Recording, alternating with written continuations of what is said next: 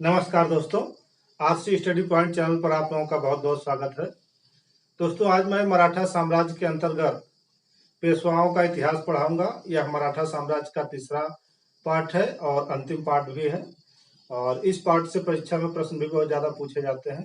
दोस्तों, मैं अपने फॉलोअर से कुछ कहना चाहता हूँ कि मेरी वीडियो देखने के बाद मेरे फॉलोअर्स काफ़ी कमेंट करते हैं, बहुत अच्छी बात है। उनके कमेंट से मुझे हौसला भी मिलता है कि ताकि मैं आगे वीडियो बनाता रहूं। तो आप लोग ऐसे ही कमेंट करके हमारा हौसला बनाए रखिए ताकि मैं आप लोगों के लिए वीडियो बनाता रहूं। तो दोस्तों, एक कमेंट आया है कि इतिहास में क्या सारी डेटें याद करनी है? तो ऐसा नहीं है, इतिहास में आपको सारी डेटें नहीं याद करनी है, सिर्फ मेन मेन डेट याद करनी है। जैसे कि कोई युद्ध हुआ, प्लासी का हुआ, बक्सर का हुआ, बांडीवास का युद्ध हुआ, तो ये फेमस युद्ध हैं। इनके आपको डेट के साथ साथ ईयर भी याद रखना है। और कुछ ऐसे युद्ध होते हैं जिनका सिर्फ आपको ईयर ही याद रखना होता है, क्योंकि उनके वर्ष से ही परीक्षा में प्रश्न पूछे जाते हैं। तो अब हम आपको अब से जो भी वीडियो बनाएंगे उसमें आप लोगों को इंडिकेट करते रहेंगे कहाँ पर आपको कौन सा वर्ष याद करना है और कौन सा ज्यादा ध्यान नहीं देना है। तो चलिए शुरू करते हैं हम वीडियो मराठा का। तो मराठा साम्राज्य में आप लोग जानते हैं कि पहले शिवाजी ने शासन किया, उसके बाद उनके उत्तराधिकारी हुए। तो उनके उत्तराधिकारियों में से एक उत्तराधिकारी हुआ साहू। साहू ने क्या किया कि एक पेशवा को नियुक्त किया, पेशवा यानी प्रधानमंत्री के पद पर नियुक्त किया। और वहीं से जो पेशवा थे यानी प्रधानमंत्री थे, उन्होंने अपनी शक्ति बढ़ाना शुरू कर दिया।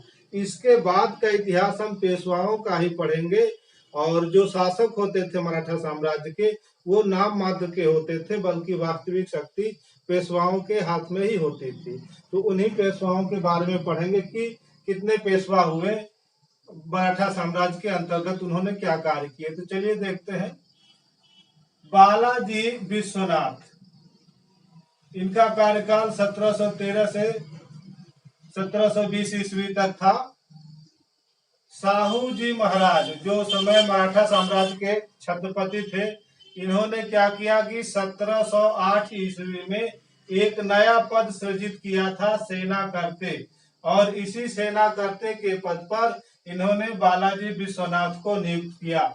सेना करते का मतलब सेनापति होता था। तो साहू ने 1708 ईस्वी में बालाजी विश्वनाथ को सेना करते के पद पर नियुक्त किया था। इसके बाद 1713 ईस्वी में पेशवा के पद पर साहू जी ने बालाजी विश्वनाथ को नियुक्त किया था। ये डेट याद रखिएगा कि 1713 ईस्वी में पेशवा के पद पर बालाजी विश्वनाथ की नियुक्ति होती है। नियुक्तिकर्ता कौन था? तो साहू जी थे। बालाजी विश्वनाथ को मराठा साम्राज्य का दूसरा प्रवर्तक माना जाता है। यह बहुत ही इम्पोर्टेंट है। 1719 की घटना है क्या कि 1719 में दिल्ली की संधि की जाती है। और यह दिल्ली की संधि किसके किसके बीच होती है? तो बालाजी विश्वनाथ और हुसैन अली खां के बीच होती है। हुसैन अली खां मुगल सूबेदार था, इसी के बीच दिल्ली की संधि होती है। तो इस डेट को याद रखिएगा, क्योंकि दिल्ली की संधि काफी इम्पोर्टेंट है। क्यों? अभी आगे देखेंगे। इसी दिल्ली की संधि को मराठों का मैग्ना कार्टा कहा गया, यानी मराठों का अधिकार पत्र किसे कहा जाता है? तो दिल्ली की संधि को कहा जाता है। कब हुई थी? 1719 ईस्वी में हुई थी। और किसके किसके बीच? तो याद रखिएगा, बालाजी विश्वनाथ और मुगल सूबेदार हुसैन अली के बीच हुई थी। तो मराठों का मैग्ना कार्टा दिल्ली की संधि को किसने कहा था? तो रिचर्ड टेम्पल नामक इतिहासकार हैं, इन्होंने ऐसा कहा था। तो दिल्ली की संधि के अंतर्गत मेन पॉइंट क्या था कि इस संधि के अंतर्गत मराठों को 6 प्रांतों से चौथ तथा सरदेश मुखी वसूलने का अधिकार मिल गया था। इसके बाद की गद्दी पर बाजी राव प्रथम बैठे, जिनका कार्यकाल 1720 से 1740 ईस्वी तक था। कार्यकाल का डेट नहीं पूछता है परीक्षा में, बस आप याद रखिए कि इनके समय की प्रमुख घटनाएं क्या क्या घटी। तो बाजीराव प्रथम को लड़ाकू पेशवा कहा जाता है, प्रश्न पूछा गया है। बाजीराव प्रथम को लड़ाकू पेशवा कहा गया और इनके समय में मराठा शक्ति अपने चरमोत्कर्ष पर थी। बहुत ही इम्पोर्टेंट है कि मराठा शक्ति अपने चरमोत्कर्ष पर किस मराठा पेशवा के समय थी, तो वह था बाजीराव प्रथम। बाजीराव प्रथम के समय में हिंदू शाही पद बहुत ही लोकप्रिय हुआ था। यानी हिंदू शाही पद को लोकप्रिय किसने बनाया था, तो बाजीराव प्रथम ने बनाया था। बाजीराव के समय में पालखेड़ा का युद्ध लड़ा जाता है और यह युद्ध कब लड़ा गया, तो 7 मार्च 1728 ईस्वी को लड़ा गया। पालखेड़ा के युद्ध में आपको बस ईयर याद रखना है कि 1728 ईस्वी में पालखेड़ा का युद्ध लड़ा गया। किसके किसके बीच लड़ा गया, तो बाजीराव प्रथम तथा निजामुल मुल्क के बीच लड़ा गया।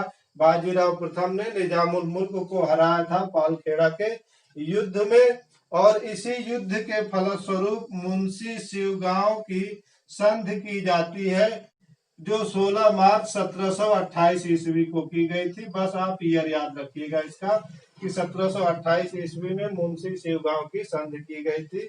किसके किसके बीच की गई थी, तो निजामुल मुल्क और बाजीराव प्रथम के बीच की गई थी।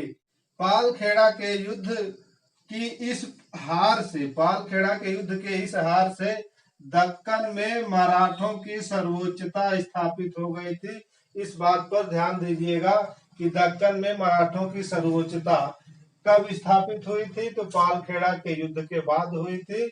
और पालखेड़ा का युद्ध तो अभी बताया किसके किसके बीच हुआ था। 1738 में दुरई सराय की संधि होती है। बस डेट याद रखिएगा कि दुरई सराय की संधि कब हुई, 1738 ईस्वी में हुई और किसके समय, बाजीराव प्रथम के समय में हुई थी। बाजीराव प्रथम के समय में बुंदेलखंड का एक राजा था जिसका नाम था छत्रसाल। इस छत्रसाल को छोटे छोटे मुगल सूबेदार बहुत परेशान करते थे, तो छत्रसाल ने मराठा पेशवा बाजीराव प्रथम से सहायता मांगी।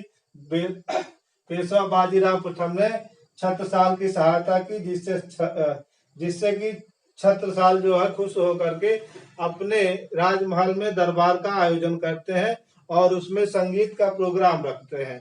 उस संगीत में क्या होता है कि एक मुस्लिम लड़की नृत्य कर रही होती है और जब पेशवा बाजीराव प्रथम दरबार में पहुंचते हैं और उस लड़की को देखते हैं तो उस पर मोहित हो जाते हैं। उस लड़की का नाम क्या था, तो उस लड़की का नाम था मस्तानी नामक वह नर्तकी थी जो कि उसी दरबार में नृत्य कर रही थी। बाद में दोनों में प्रेम प्रसंग भी बढ़ता है, जिसकी वजह से बाजीराव प्रथम का परिवार थोड़ा सा बिखराव के कगार पे आ जाता है। तो पूछा जाता है कि मस्तानी नामक नर्तकी से किसका प्रेम प्रसंग था, तो बाजीराव प्रथम का था। बाजीराव प्रथम ने क्या किया कि दिल्ली पर चढ़ाई किया था। खूब पूछा गया क्वेश्चन, दिल्ली पर चढ़ाई किया और कब, 1737। बस आपको ये डेट याद रखनी, ईयर याद रखना, डेट नहीं याद रखना है। तो बाजीराव प्रथम ने क्या किया कि 29 मार्च 1737 को 500 घुड़सवारों के साथ दिल्ली पर चढ़ाई की थी और वहां पर वह 3 दिन रुके थे। उसके बाद देखिए बाजीराव प्रथम के समय क्या घटना घटती है कि वसीन की विजय की जाती है और यह कब की गई, तो 1739 ईस्वी में वसीन की विजय की जाती है। वसीन क्या था, तो वसीन एक स्थान था जिस पर पुर्तगालियों का अधिकार था और उस वसीन पर मराठों ने विजय प्राप्त कर ली थी। वो भी किसके नेतृत्व में, तो चिमन जी के नेतृत्व में मराठों ने क्या किया कि पुर्तगालियों को हराकर वसीन की विजय की थी और यह 1739 में की गई थी। वसीन की जो यह विजय है यह किसी यूरोपीय शक्ति के विरुद्ध, वसीन की विजय मराठों की पहली विजय थी। याद रखिएगा कि किसी भी यूरोपीय शक्ति के विरुद्ध मराठों की पहली विजय क्या थी, तो वह थी वसीन की विजय। और वह यूरोपीय शक्ति कौन थे, तो पुर्तगाली थे। इसके बाद बालाजी बाजीराव का शासनकाल आता है जो 1740 से 61 ईस्वी तक गद्दी पर बैठते हैं। बालाजी बाजीराव को नाना साहब के नाम से भी जाना जाता है। कभी कभी परीक्षाओं में ऑप्शन में बालाजी बाजीराव न दे करके नाना साहब का नाम भी दे देता है। तो याद रखिएगा कि बालाजी बाजीराव को नाना साहब भी कहा जाता था।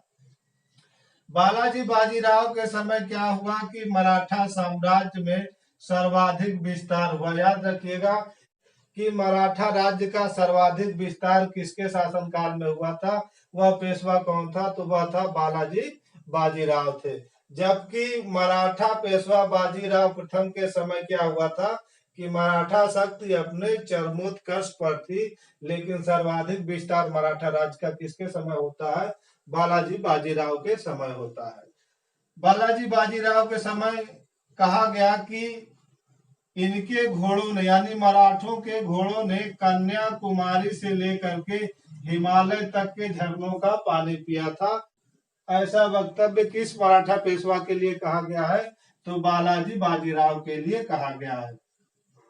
बालाजी बाजीराव के समय मराठा छत्रपति नाचीज हो गया तथा पेशवा वास्तविक शासक बन गया। ये कोटेशन ध्यान दीजिएगा, पूछा गया है कि यह कोटेशन किसके बारे में कहा गया है? तो बालाजी बाजीराव के बारे में कहा गया है, क्योंकि इनके समय मराठा छत्रपति क्या हो गया था? नाचीज हो गया और पेशवा वास्तविक शासक बन गए थे। इसका मतलब क्या था कि जो मराठा छत्रपति यानी मराठा जो राजा होते थे, उनकी शक्ति काफी कमजोर हो गई थी और वास्तविक सत्ता किसके पास आ गई थी?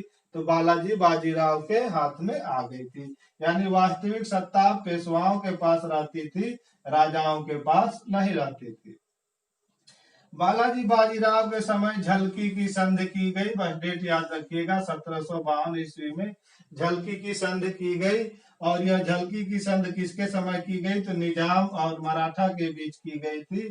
और यह संधि क्यों इम्पोर्टेंट है? क्योंकि इसी संधि के तहत मराठों को बरार का आधा प्रदेश मिला था। याद रखिएगा, बरार का आधा प्रदेश मराठों को किस संधि के द्वारा मिला था?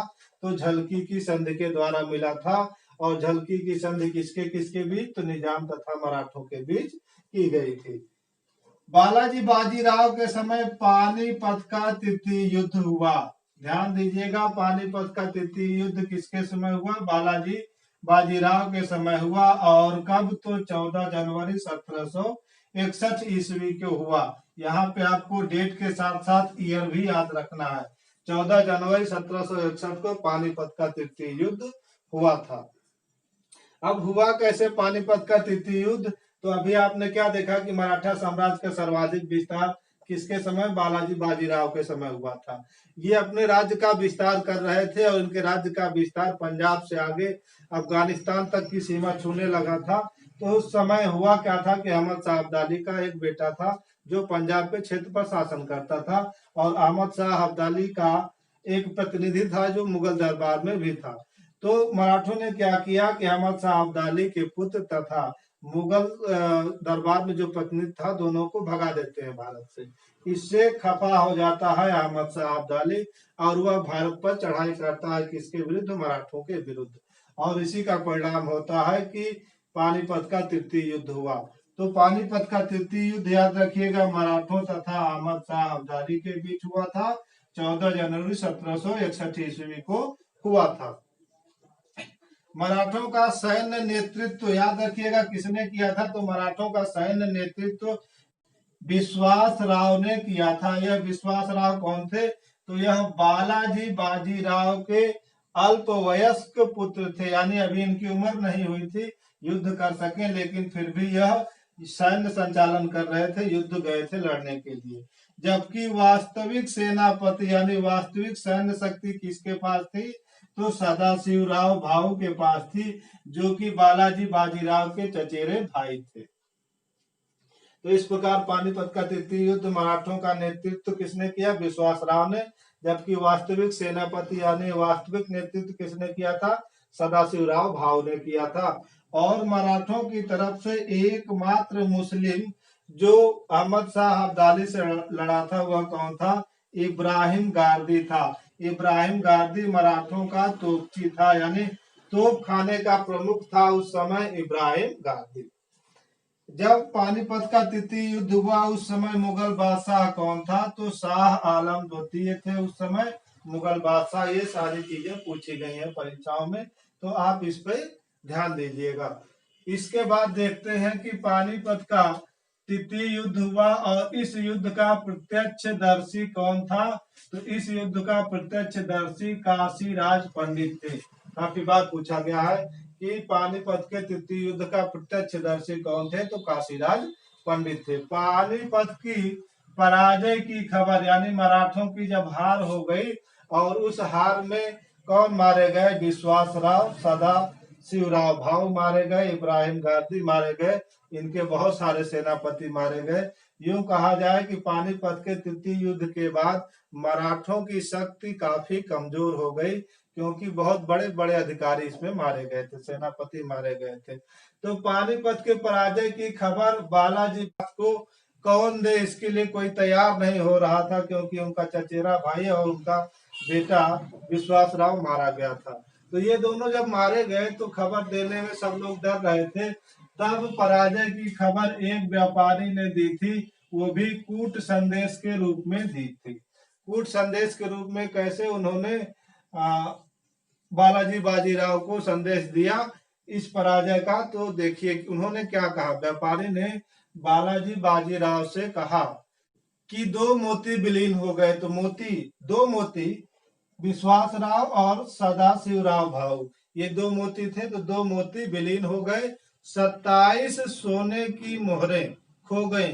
तो 27 सोने की मोहरें यानी इसके जो 27 मेन सेनापति थे वो भी मारे गए थे युद्ध में। और फिर उसने कहा चांदी और तांबे के सिक्कों की गणना नहीं की जा सकती। इसका मतलब जो छोटे छोटे अधिकारी थे, जो छोटे छोटे सैनिक थे, उनकी गणना नहीं थी कि इस युद्ध में कितने मारे गए थे।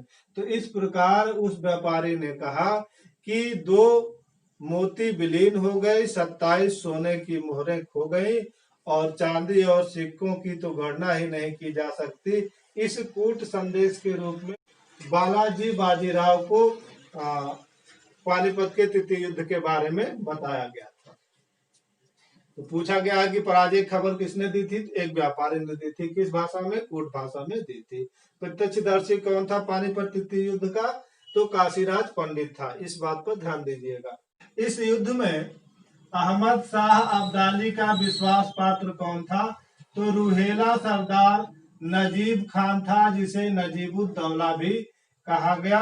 और मराठा संघ में फूट डालने वाला प्रमुख व्यक्ति कौन था? तो वह था रघुनाथ राव। पूछा गया है कि मराठा संघ में फूट डालने वाला प्रमुख व्यक्ति कौन था? तो रघुनाथ राव थे। इसके बाद माधव राव अगले पेशवा बने और जो 1761 से 1772 तक पेशवा रहे। तो माधव राव के बारे में देख लेते हैं। एक इतिहासकार है सरदेसाई। सरदेसाई ने माधव राव प्रथम के बारे में कहा कि यह पेशवाओं में सबसे महान शासक थे। याद रखिएगा कि सरदेसाई ने किसके बारे में कहा है कि वह पेशवाओं में सबसे महान शासक थे? तो माधवराव प्रथम के बारे में कहा है। माधवराव प्रथम ने हैदर अली से चौथ एवं सरदेश मुखी वसूला था। तो वह मराठा पेशवा कौन था जिसने हैदर अली से चौथ एवं सरदेश मुखी वसूला था? तो वह थे माधवराव प्रथम। माधवराव प्रथम ने भागे हुए मुगल बादशाह को, यानी भागे हुए मुगल बादशाह का मतलब था कि इनके वजीर ने इन्हें पद से हटा करके दूसरे शासक को थोड़े समय के लिए बैठाया हुआ था और उस समय दिल्ली की गद्दी पर उसी का कब्जा था, इनके वजीर का। तो ये दिल्ली का सिंहासन छोड़ करके भाग गए थे। तब भागे हुए मुगल बादशाह को, जो कि शाह आलम द्वितीय थे, इनको 1772 ईस्वी में पुनः ला करके दिल्ली पर बैठाने वाला पेशवा कौन था? तो माधवराव प्रथम थे। माधवराव प्रथम ने ही भागे हुए मुगल बादशाह शाह आलम द्वितीय को 1772 ईस्वी में गद्दी पर बैठाया था। इस डेट पे ज्यादा ध्यान नहीं देना है, बस आपको ये याद रखना है कि शाह आलम द्वितीय को किसने पुनः गद्दी पे बैठाया था? तो माधवराव प्रथम ने बैठाया था। 1772 में 27 वर्ष की अवस्था में क्षय रोग के कारण इनकी मृत्यु हो गई थी। तो बहुत ही प्रश्न ये पूछा गया है कि क्षय रोग के कारण किसकी मृत्यु हुई थी, किस पेशवा की? तो माधवराव प्रथम की मृत्यु हुई थी। क्यों? क्योंकि उनकी उम्र सिर्फ 27 साल की थी, इसीलिए यह पूछा जाता है। ग्रांड टफ नामक इतिहासकार है, उन्होंने कहा कि माधवराव प्रथम की मृत्यु मराठों के लिए पानीपत की पराजय से भी अधिक हानिकारक साबित हुई थी। तो यह किसने कहा था? तो ग्रांड टफ ने कहा था। इसी प्रकार एक और इतिहासकार हैं सर देसाई, इन्होंने कहा कि माधवराव प्रथम की असामयिक मृत्यु मराठों के लिए पानीपत के युद्ध से भी ज्यादा महंगी पड़ी थी। तो इस कोटेशन को कहने वाले थे सर देसाई। इसके बाद भी कई पेशवा हुए, लेकिन उनको नहीं पढ़ना है क्योंकि वहां से परीक्षा में प्रश्न नहीं पूछे जाते हैं, क्योंकि वो थोड़े समय के लिए और शक्तिहीन थे। तो एक और पेशवा है जिनके बारे में एक ही प्रश्न अब तक पूछा गया है कि पेशवा माधव नारायण राव। पेशवा माधव नारायण राव के बारे में क्या पूछा गया है कि ये एक ऐसे पेशवा थे जिन्होंने 1796 ईस्वी में आत्महत्या कर ली थी। तो मराठा पेशवाओं में वह कौन मराठा पेशवा था जिसने 1796 में आत्महत्या की थी? तो वह थे माधव नारायण राव। ये बात याद रखिएगा। इसके बाद बाजीराव द्वितीय के बारे में पढ़ लेते हैं। यह 1796 ईस्वी में गद्दी पर बैठे और 1818 ईस्वी तक पेशवा रहे। इनके बारे में सबसे फेमस क्वेश्चन है कि यह अंतिम पेशवा थे। मराठों के अंतिम पेशवा कौन थे? तो बाजीराव द्वितीय थे। अंग्रेजों ने क्या किया कि इनके शासनकाल में 1818 में पेशवा पद को समाप्त कर दिया था। तो पेशवा पद को किसके शासनकाल में समाप्त किया गया था? तो बाजीराव द्वितीय के शासनकाल में समाप्त किया था। अंग्रेजों ने क्या किया कि 1818 में मराठा साम्राज्य पर अधिकार कर लिया और बाजीराव द्वितीय को 8 लाख पेंशन दे करके बिठूर भेज दिया था।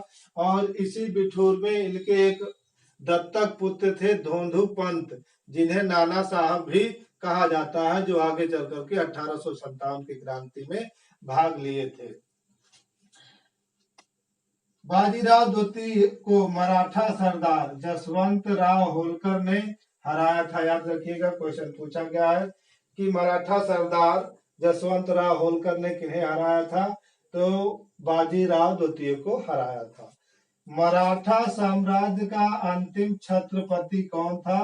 तो शाहजी अप्पा साहब मराठा साम्राज्य के अंतिम छत्रपति थे, यानी राजा थे। तो मराठों के साथ अंग्रेजों के मुख्यतः 3 युद्ध हुए, जिन्हें आंग्ल मराठा युद्ध के नाम से जाना जाता है। तो इन्हीं आंग्ल मराठा युद्धों के बारे में पढ़ेंगे और इनमें हुई संधियों के बारे में पढ़ेंगे। यहाँ से प्रश्न ये उठता है कि आंग्ल मराठा युद्ध और उनसे संबंधित दिए जाते हैं प्रश्न, इनसे मिलान करने को दिया जाता है। और जो 3 आंग्ल मराठा युद्ध हुए उन समय अंग्रेज गवर्नर कौन थे, उनके बारे में भी पूछा जाता है। तो इन सब चीजों पे फोकस करेंगे। तो मराठा, याद रखिएगा, एक इतिहासकार है स्मिथ, इन्होंने मराठा राज्य को डाकू राज्य की संज्ञा दी। तो मराठा राज्य को डाकू राज्य की संज्ञा किसने दी थी? तो स्मिथ ने दी थी। मराठा विलेखों में मोड़ी लिपि का प्रयोग किया गया है। तो मोड़ी लिपि का प्रयोग किसके विलेखों में किया जाता है? तो मराठों के विलेखों में किया जाता है। अब हम आंग्ल मराठा युद्धों के बारे में देख लेंगे। आंग्ल का मतलब अंग्रेज होते हैं। तो प्रथम आंग्ल मराठा युद्ध कब हुआ? तो 1775 में शुरू हुआ और 1782 ईस्वी तक चला। डेट हमेशा इसको याद रख लीजिएगा कि 1775 से 1782 ईस्वी तक प्रथम आंग्ल मराठा युद्ध हुआ। और उस समय जो अंग्रेज गवर्नर था वह था वारेन हेस्टिंग। वारेन हेस्टिंग अंग्रेज गवर्नर था। और प्रथम आंग्ल मराठा युद्ध में जो संधियां हुई थी इनके बारे में देख लेते हैं। तो प्रथम आंग्ल मराठा युद्ध के पहले ही सूरत की संधि हो गई थी और यह सूरत की संधि 7 मार्च 1775 ईस्वी को की गई। और किसके किसके बीच? तो राघोबा और मुंबई सरकार के बीच की गई थी।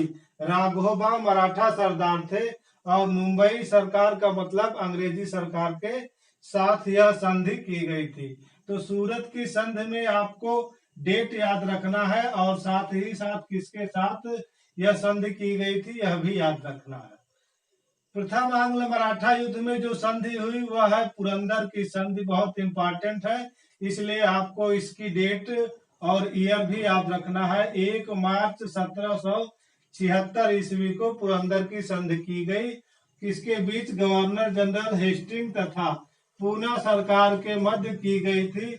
उस समय पूना सरकार के जो मराठा प्रतिनिधि थे वह थे नाना फडणवीस। तो नाना फडणवीस तथा हेस्टिंग के बीच पुरंदर की संधि 1 मार्च 1776 ईस्वी को की गई थी।